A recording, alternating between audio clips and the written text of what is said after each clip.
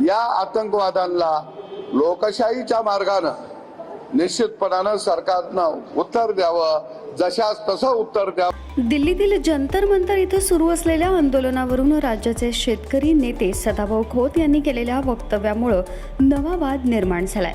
आंदोलनकर्त्यांवर टीका करत त्यांनी त्यांची तुलना आतंकवाद्यांशी केली असून त्यांच्या या विधानानंतर राजकीय वर्तुळात तीव्र प्रतिक्रिया उमटतात। एका कार्यक्रमात बोलताना सदाभाऊ खोत म्हणाले की दिल्लीत सुरू असलेल्या आंदोलनाच्या माध्यमातून देशात अशांतता निर्माण करण्याचा प्रयत्न केला जातोय। अशा परिस्थितीत सरकारनं लोकशाही मार्गाने उत्तर द्यावं असं आवाहन त्यांनी केलं।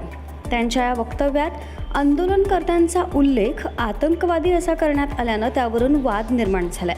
यावेळी त्यांनी केंद्रीय शिक्षण मंत्री धर्मेंद्र प्रधान यांच्या राजीनाम्याच्या मागणीलाही विरोध केला। नीट पेपरफुटी प्रकरणात दोषींविरोधात कारवाई सुरू असून चौकशीही सुरू आहे, त्यामुळे धर्मेंद्र प्रधान यांचा या प्रकरणाशी थेट संबंध नसताना त्यांच्या राजीनाम्याची मागणी करणं योग्य नसल्याचं मत त्यांनी व्यक्त केलं। सदाभाऊ खोत यांनी पुढे आरोप केला की इंडिया आघाडी आणि महाविकास आघाडी आंदोलनाच्या माध्यमातून केंद्र आणि राज्य सरकार विरोधात वातावरण तयार करण्याचा प्रयत्न करत आहे।